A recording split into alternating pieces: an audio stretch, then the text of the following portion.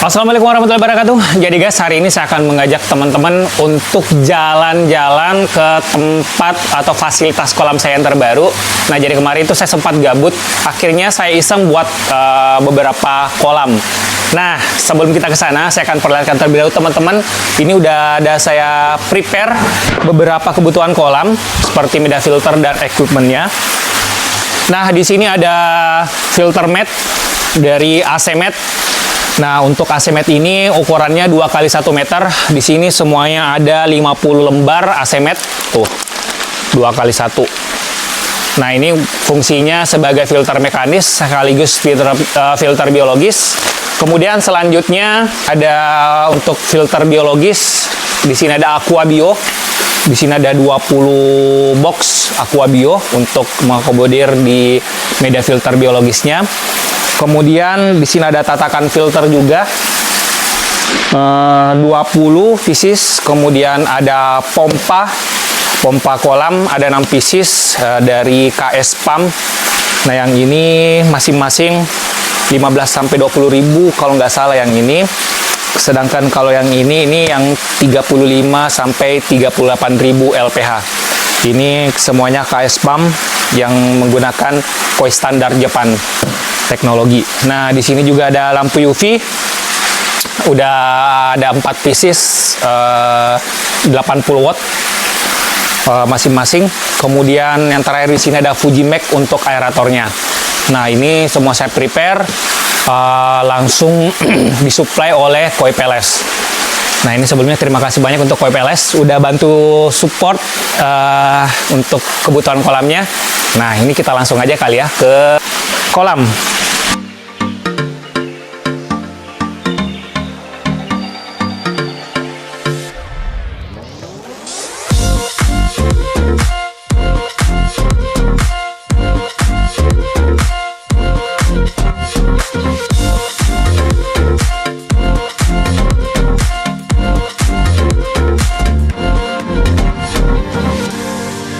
Oke, sini kita udah sampai di kolam syariah Koi Port yang terbaru. Nih, kenapa saya sebut kolam syariah? Ini teman-teman akan lihat sendiri, akan paham sendiri kenapa saya sebut kolam syariah. Ini kita langsung masuk aja. Nah, ini lagi pengerjaan untuk bagian pagar. Tuh. Jadi nanti akan dinaikkan nih pagar sekaligus untuk dinding bangunan bagian depannya.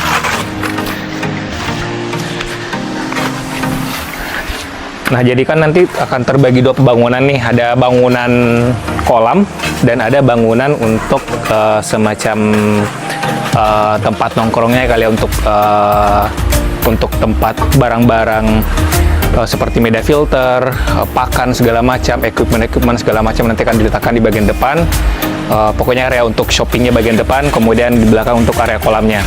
Nah, ini kita langsung lihat. Ini udah hampir beres sih, udah sekitar 80-90% untuk pengerjaannya. Ini kita lepas saja ya sendal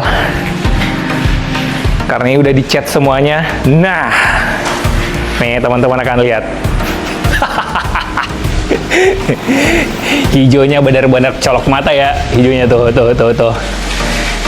Nah, ini kalau kolam yang di rumah kan itu kita sebut kolam konvensional lah kali ya. Kalau di sini kolam syariah gitu ya, karenanya warna hijau. Kalau teman-teman nanya kenapa saya menggunakan warna hijau untuk cat kolamnya, ini penjelasannya panjang kali lebar. Nanti kita akan buat videonya tersendiri ya. Intinya ini biar keren aja nih guys ya. Warnanya mencolok warna hijau. Hijaunya hijau ini lagi ya, hijau terang ya. Bukan hijau gelap ataupun hijau tua seperti yang ada di Shinoda. Nah, Shinoda atau beberapa breeder yang ada di Jepang tuh dia menggunakan hijau tua. Ini menggunakan hijau benar-benar sangat terang, benar-benar bisa colok mata nih. Ini kalau kita turun nih saya turun ya contoh ya. Nah, saya di sini aja nih.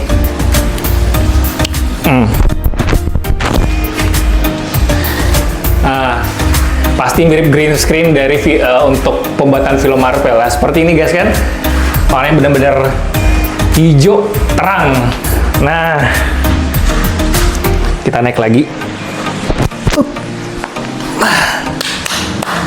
Untuk area greenhouse ini kita sebutnya greenhouse karena memang warnanya warna hijau ya. Ini ada 4 kolam. Jadi satu ada di belakang kolam yang paling besar, kemudian dua ini kolam yang ukurannya sedang, kemudian 3 dan 4 ini ukurannya sama, kolamnya sedikit kecil. Untuk kolam yang paling besar ini untuk ukurannya kurang lebih ini 6 meter untuk panjangnya, terus untuk kolam utama ini 2 meter setengah lah ukurannya, kemudian chambernya 1 meter, jadi kalau mungkin kedalamannya ini sekitar 1,750 meter 750 cm. Ini tonasenya kurang lebih berarti sekitar hampir 30 ton lah gitu guys ya, untuk tonase airnya. Ini kalau yang kolam yang kedua yang ini nih guys, ini untuk bentangannya ini 5 meter. Kalau di sini untuk lebarnya hampir sama dengan kolam yang tadi di situ, sekitar 2 meter setengah lah. Terus untuk chambernya sama 1 meter untuk lebarnya. Kalau tonasenya ini kurang lebih 20 sampai 25 ton. Kedalamannya sama dengan kolam itu. Nah, pokoknya untuk kedalamannya semua di sini sekitar 1,7. Kalau yang ini tonasenya kurang lebih 8 ton. Sama juga untuk yang satunya lagi 8 ton. Jadi ini hampir 30 ton, 20 sampai 25 ton, 8 ton, 8 ton. Nah, untuk kolam yang paling besar ini terdapat 1, 2, 3, 4, 5, 6, ada 6 chamber. Nah, untuk sistem chambernya sendiri di sini saya menggunakan leher angsa atau pipa leher angsa guys. Nah, jadi nggak seperti kolam saya yang pertama itu menggunakan sistem double wall, kalau ini menggunakan sistem leher angsa atau pipa. Nah, kenapa saya menggunakan sistem tersebut? Karena ya murah pastinya. Nah, ini bisa lebih murah lah, bisa lebih hemat dibanding menggunakan sistem double wall. Nah, pokoknya kembali lagi untuk masalah double wall ataupun sistem leher angsa itu plus minus ya guys ya. Nggak ada yang benar-benar super power terhadap yang lain atau segala macam, itu memiliki kelebihan dan kekurangan masing-masing. Nah, di sini nanti akan saya buat ini sebagai chamber collecting. Ini chamber collecting aja, ini chamber kedua dan ketiga ini untuk chamber mekanis. Kemudian selebihnya 4, 5 itu chamber biologis, dan chamber terakhir itu chamber untuk pompa. Nah, ini di sini tidak ada chamber kering. Nanti saya jelaskan kenapa nggak menggunakan chamber kering. Kemudian untuk kolam yang lain, yang kedua sama. Di sini saya menggunakan double wall juga. Di sini masing-masing setiap double wall. Ini masing-masing menggunakan leher angsa dan masing-masing chamber menggunakan 5 pipa dengan ukuran 3 inci. Jadi nanti berjajar ada 3 pipa ukuran 3 inci di sini. Ini catnya belum benar-benar kering guys ya. Nah, jadi di sini ada 1, 2, 3, 4 dan 5 chamber. Jadi ini hanya 5 chamber. Kalau di sana kan 6 chamber. Nah, jadi di sini chamber untuk collecting aja, mekanis. Kemudian di sini kayaknya saya masih kasih mekanis deh di sini guys. Kemudian baru deh biologis. Habis itu untuk chamber pompa. Nah, paling untuk chamber pompa kita bisa tambahkan media filter seperti oyster shell. Nah, selanjutnya untuk kolam yang kecil di sini hanya menggunakan 4 chamber. Jadi sistemnya sama juga menggunakan pipa leher angsa, tapi di sini menggunakan 3 pipa aja. Tuh, hanya 3 pipa berjejer, ukurannya sama 3 inci juga. 3 inci, 3 inci, 3 inci, 3 inci. Ada 4, jadi di sini mekanis biologis 1 gitulah guys.